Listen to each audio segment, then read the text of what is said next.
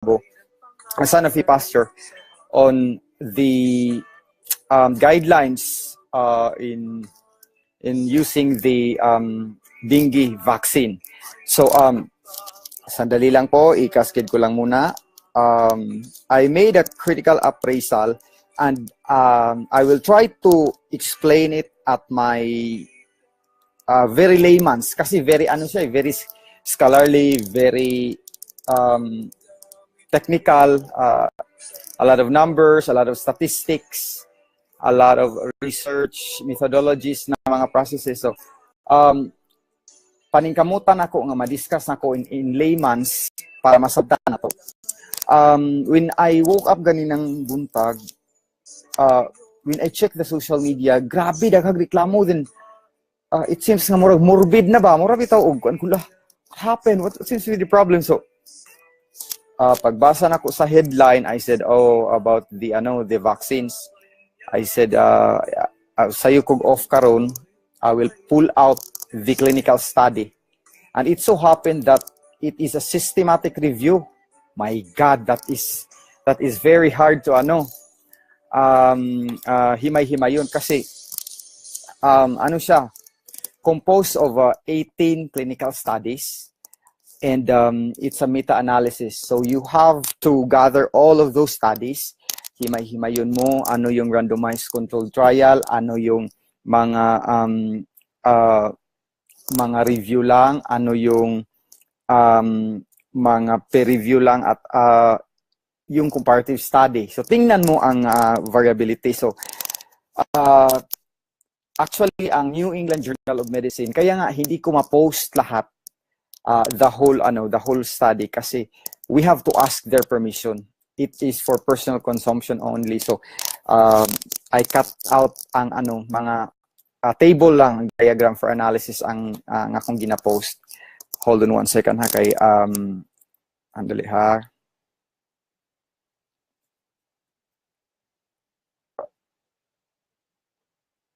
Okay, 1 second.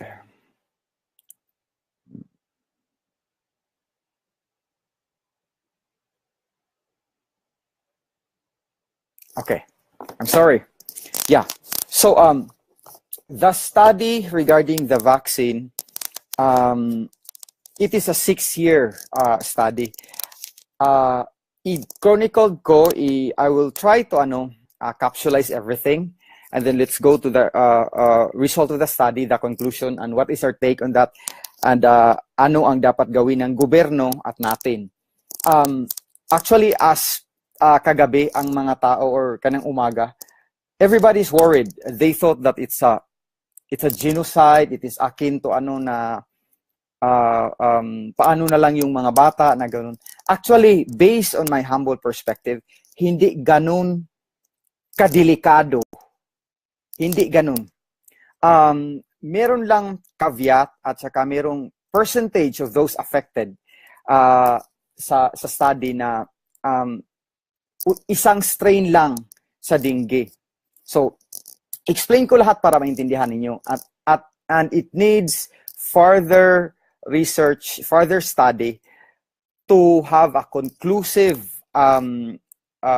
judgment on the findings. Kailangan pa ng more na pag-aaral. So, hindi talaga 100% na conclusive.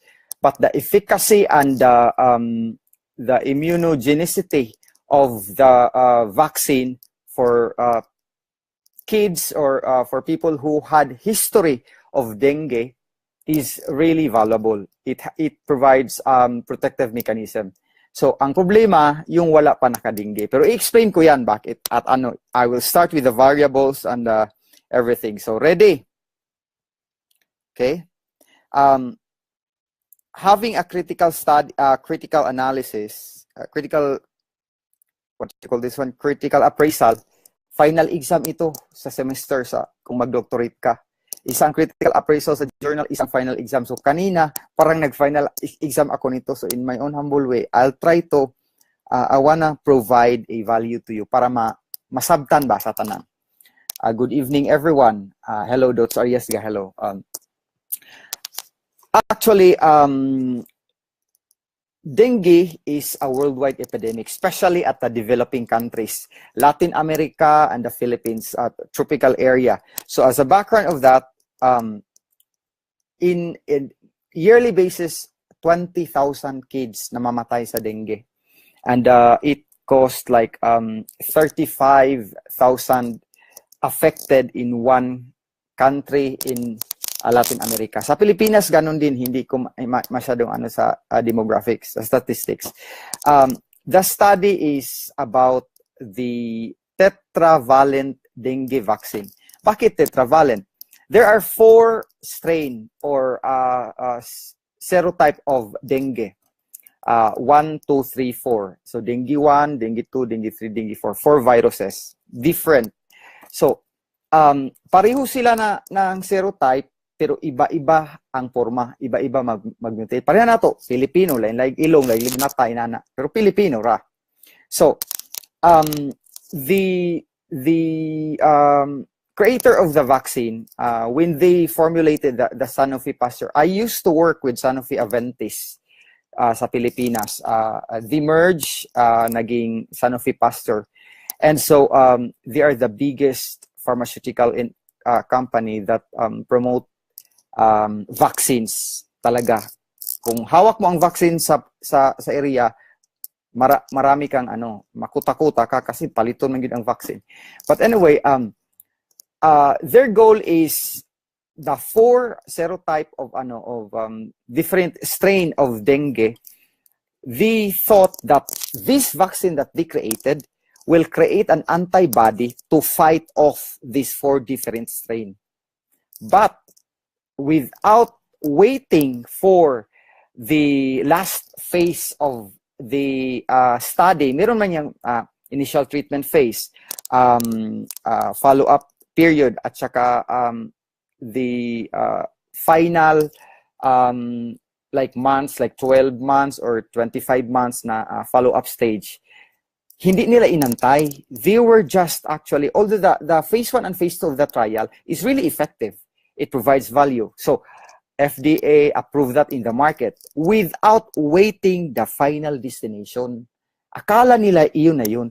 Pero, itong vaccine na ito, sa tinatawag na serotype B, sa number 2 na serotype, the research showed that the vaccine is ineffective. Not only that, some of those vaccinated, when they were having the dengue, they were bitten by the mosquito after a year or 2 of being vaccinated, diretso kaagad sa tinatawag na hemorrhagic dengue fever.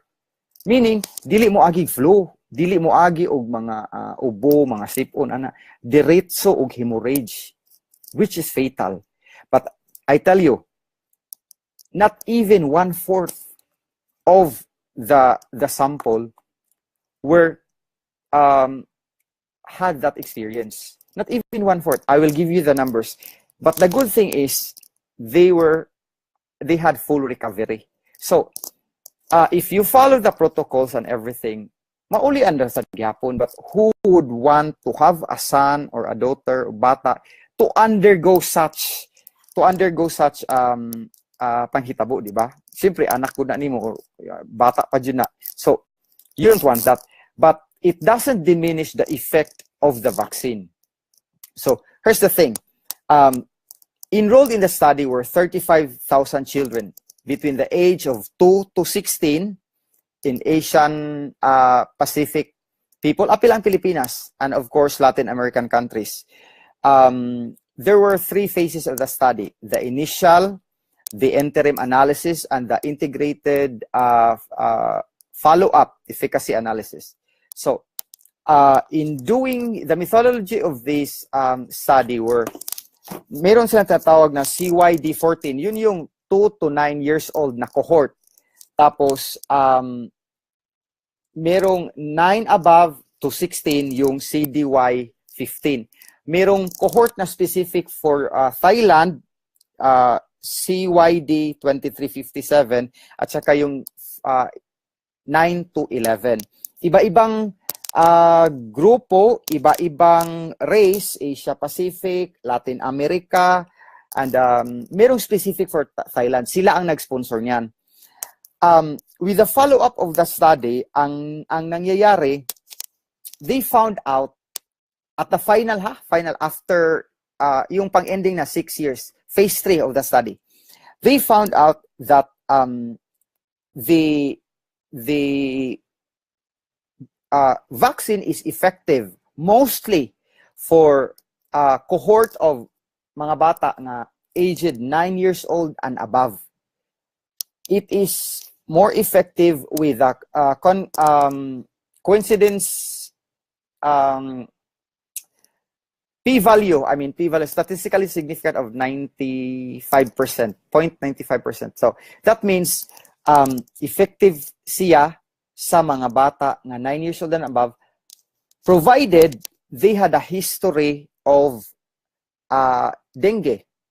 So, and mga bata po nga below 9 years old, with a history of dengue, there are murag remission, but then very minimal compared sa walay experience nga having the dengue. So, inani ni, the age group of the kids matter, the prior experience of dengue matter, and of course, the strain of the dengue. So, tulo ka variable. So, Rappler ang nag-una nga nagbalita ani. Rappler said that the headline is very sensational. So people were really scared. There were 700 kids whose life is in danger, potential risk of life-threatening condition, being vaccinated of this of the vaccines sa dengue. When in fact there were 3 variables. So a lot of the discussions in the social media said that I won't name names what happened to the 700 kids? Mga matay ba daw mga bata? Kay na-injeksyonan na, naturukan na. Even na-injeksyonan ang inyong anak, ani, kung wala na paakan og lamok sa dengue, there would be no chance nga magka-internal hemorrhage, nga mamatay, simbako, nga magka-dehydration, nga magka body malay, magka-brain damage, wala. It won't manifest. Even na injeksyonan ang inyong mga anak, pero wala in the future dili siya mapakaglamok nga Aedes aegypti, dili siya magmanifest anak nga kondisyon. However, there is like the number stated that 11, sandali ha.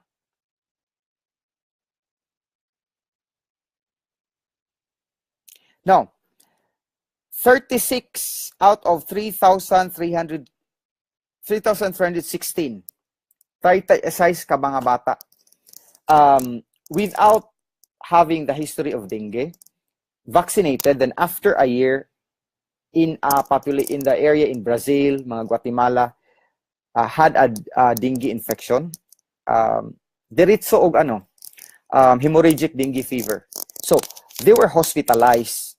And compared to the sample that had prior history of dengue, the incidents are higher sa walay history nga dengue and then vaccinated. So the researchers, the scientists were wondering what happened. So it boils down into the strain. There were 4 strains of dengue fever, 1 to 4. The most robust and the most resistance is the strain number 2, the dengue virus number 2. Ito ang makakos ng yellow fever, makakos ng hemorrhage. Ito yung pinaka matapang. So, I will explain why the vaccine is not effective and bakit mas makapromote pa siya ng severe form of dengue. But again, not even 20% is affected because of the different variables. Age group, kung ang anak mo 9 years old and above, chances are even nabakunahan siya sa anti-dengue vaccine sa dengue, but 9 years old and above ang bata, chances are hindi magmanifest yung severe form of dengue because it happens usually below 9 years old, especially at the age group of 2 to 4. Bakit kaya? Bakit? Siyempre, their immunity is not that strong, right? The recruitment of the T cells are not so vibrant compared sa mga adults, right? This is the theory. But there is another theory for that. So, ayaw mo kahadlo kay ganinang buntag, grabe na kayong social media nga, mga bata daw, mura daw, o gipang genocide, something. So, what happened? Even your kids is vaccinated on that. Kung wala siya mapaakan sa lamok in the future, it won't manifest. And even mapaakan siya sa lamok if the child is 9 years old and above, the research suggests very negligible ang manifestation. Katurang mga bata nga na-injeksyonan aming nga vaccine, and then ang edad is between 2 to 4, usually 1 to 8, but the most common is 2 to 4. Very very delicate ani nga panghitabo. The thing is that the vaccine supposedly it will create an antibody. Now, the antibody usually it will latch into the cell of the dengue virus. Now, what happened with the type 2 serotype or the type 2 strain of the dengue?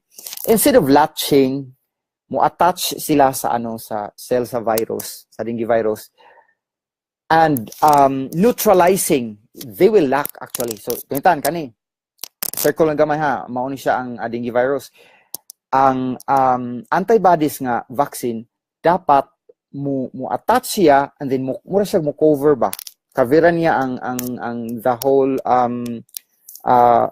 dengue virus para i-neutralize, para dili siya mag-replicate. But what happened is it will penetrate inside the cell, and it will promote replication. Badaghanon niya, instead i-neutralize niya, mudaghanon manganak. And when it happens, our own body will sense, natural mediation of the immune system will sense that, oh, there is a foreign body na ay mga bacteria, virus, but dengue good to. It will secrete a lot of cytokines. Cytokines is an anti-inflammatory hormone. So, when it happens, cytokines will be excreted.